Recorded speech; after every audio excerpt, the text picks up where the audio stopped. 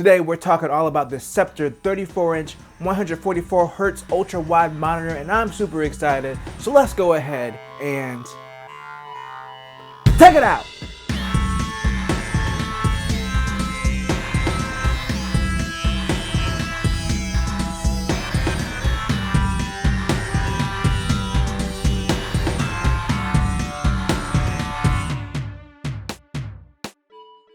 Welcome to Mike Techs It Out. I'm Mike, and sometimes I like to talk about things I have around the house. And today I'm talking about the Sceptre 144Hz ultra-wide monitor that's behind me. I had my thumb the wrong way earlier.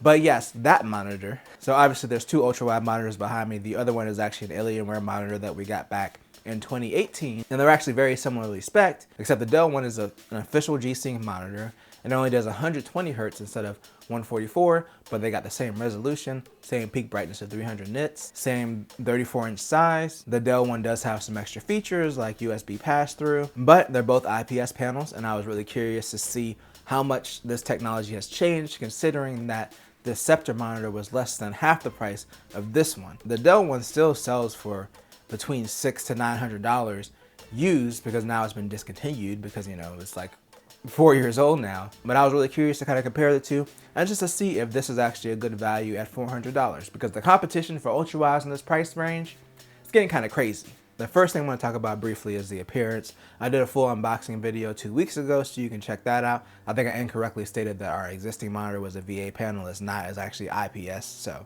oopsies. But yeah, I go over my first impressions of the hardware in that video. I will say it doesn't look bad. It just looks average. It has the thicker bezels that you would see like in an older monitor, and then you have the Sceptre logo on the bottom. I think overall it looks fine. The other thing I mentioned in the unboxing video, the accents in the base, like the bottom of the base doesn't match the upper part of the base. Like on the bottom part, it's a little bit closer to brown than red. The back of it looks fine as well. It has a little RGB ring, which I'm actually going to talk about in a little bit. And then also in the front, you have your 4 buttons for menu controls. So you have the menu button, which of course opens the menu, and that's also your OK button, and then up and down, and then an exit button. Like I said, overall it looks fine, but you can tell that's definitely where they cut some of the corners at. Next, let's hop over to features. You do have 2 HDMI ports, 2 display ports, and an audio out jack as well. This actually has built-in speakers, and it's probably one of the worst features ever. Like, I don't really see anybody realistically using these speakers. Like, they sound like some dollar store speakers. I'm not lying. Oh, that game was broke. So ultimately what happened is they finally did fix it, but I'm gonna be honest, by the time they fixed it, I really didn't care about playing it anymore. I still have it. They have to examine the scope of work to see how much work it is to really do this upgrade, so they don't even have a timeline right now of how long it's gonna be. So yeah, it sounds very tinny. There's like no low end, and it's very unclear. Everything sounds kind of muffled. And then also the max volume is just not very high at all. Like, I recorded it and I started snapping my fingers just to see if I could hear my finger snaps clearly over it. And yeah, I could still clearly hear my fingers snapping when I recorded the audio, because it's just, it doesn't get that loud. Let me know if you're looking forward to Cyberpunk's first expansion. So yeah, the speakers are technically a feature, but they're not really a feature because I realistically don't think they're really usable. The other thing I mentioned earlier was the RGB, and it literally is RGB. Like, those are the only colors that it does. So since there's no data connection like there is with our Alienware monitor, that one has RGB as well, but that's controlled through software. This one is just controlled through the menu options, and they literally just have 4 options for it. It's red, blue, green, and then spectrum, and then off. So 5 options. I'm sorry, off is also an option. So those are the 5 options you get. That's your RGB. I don't even know why they advertise this as a feature. It's really pointless. And I'm not even hating on it because of the colors. I'm actually just hating on it because it's not even that bright. Like, if you were buying this, you're like, I'm fine with those colors. It's behind the monitor, and it's so dim that you literally can't see it. Sitting in front of the monitor, even in a completely dark room with no other backlights on, you can't see it. Like, you just can't see it at all. It really is a wasted feature. Now, there are some other good features that it has. It does do picture-in-picture, so you can actually use 2 inputs at the same time. You can select the second input from the menu, and it'll open a small window, and you can have that second input. Like, let's say if you wanted to hook up your Nintendo Switch to it while you're on your PC or something like that, you can do that with this monitor. There's also PBP, which I'm guessing is like picture by picture, where it just splits the monitor in half. It looked really bad when I tried it. So yeah, if you want to split the monitor in half and use it as 2 separate inputs, you can do that as well, which is actually really cool to see in a monitor with this price range. Of course, you just have your standard picture settings.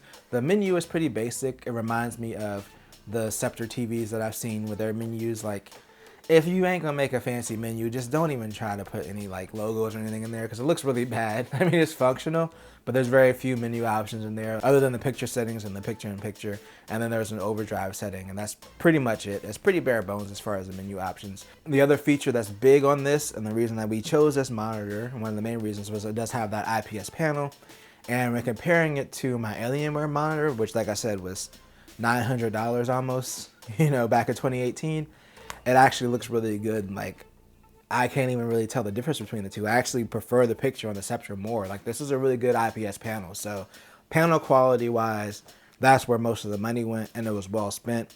Also, I tested the 144 Hertz mode with G-Sync, and I guess we might as well just go ahead and hop into the gaming section now. So I was very weary about testing G-Sync on this monitor because I have a 32-inch Dell monitor in my room that's only FreeSync validated, and it flickers a lot. It has a bunch of issues with G-Sync. Like, it kind of works, but it kind of doesn't. And that's kind of the experience I was expecting with this. Obviously, this is validated for FreeSync, so if you have an AMD card, you really don't have to worry about it. This is for people who really have NVIDIA cards. You will need to use DisplayPort to get the 144 Hertz from this monitor, because this doesn't have like HDMI 2.1, so you can't do 144 over HDMI.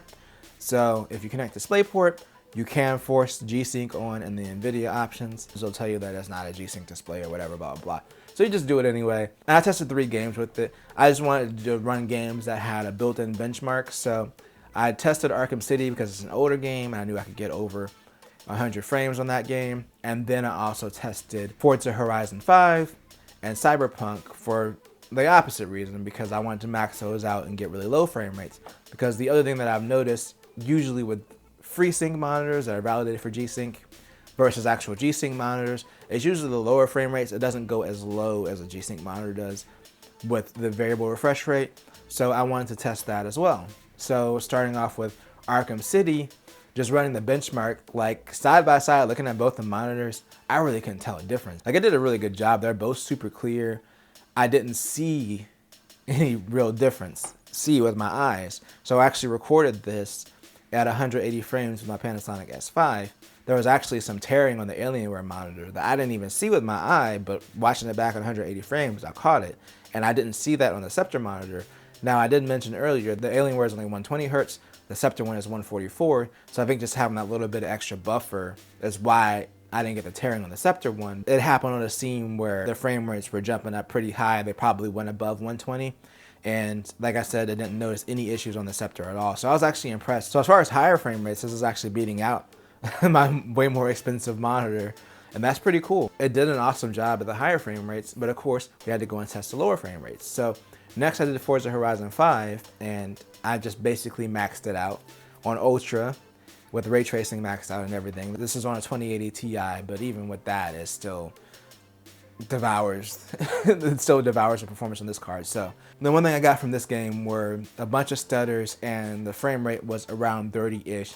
And what I expected happened, which was my Dell monitor, which is validated for G-Sync, did way better with the frame drops and stutters and just handling the lower frame rate. It looked a lot smoother, whereas on the Sceptre monitor, it actually was fine. Like, it wasn't like a big deal. It was just a little bit blurrier.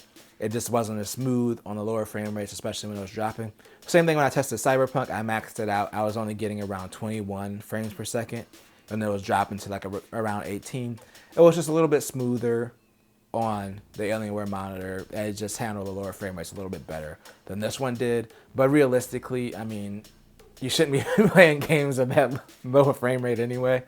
But it's just something that you might run into if you run into dips. So that's why I wanted to test that. But overall, I was actually really impressed by how well this worked over G-Sync. As far as latency, I don't really have a tool to test the latency, but I can give you my overall feelings on it, which it really feels the same as my Alienware monitor. Now, the Alienware one advertises 4 milliseconds. This one is advertises 1 millisecond. The Sceptre one is, but it's probably with overdrive maxed out, which I wasn't going to do because it's going to be all smeary and stuff and nasty, so I don't want to deal with that.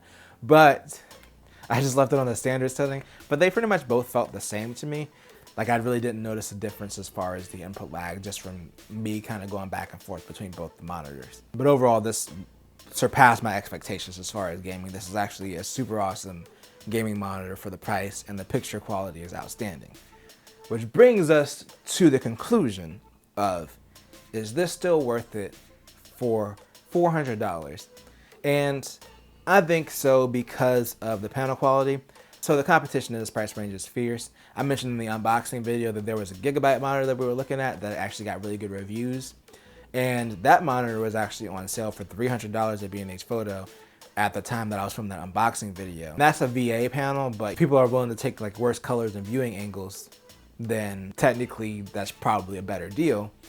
But I think for the picture quality, it being IPS and everything, is still worth the $400. And as far as the build quality itself is fine. You can just tell where they cut some of the corners, but there's two things that I feel like they could have cut and maybe drop this price like $50 to $100. And of course, that's going to be the speakers and the RGB. The fact that they advertise this as RGB is just sad because you literally can't see it. I mean, if you buy this, you're going to have to buy speakers anyway because they're so awful, there's no way you'd ever want to use them realistically. So I think they should just cut those two features out, maybe cut the price by $50 to $100. And this will even be a way crazier deal than it already is. It's still a good deal. I still recommend this monitor, especially if you want great picture quality with great variable refresh rate performance. It's still definitely worth it at $400. Even without all the bells and whistles some of the higher end monitors might have, the performance on this and the picture quality is just excellent. And you know what else is excellent? My video outro, because I'm bringing this video to a conclusion. But if you enjoyed this video, then make sure to tell a friend, tell a coworker, like, share, and subscribe, and hit the bell notification so you know when I drop a video. And always do at least 2 things at the same time. Peace.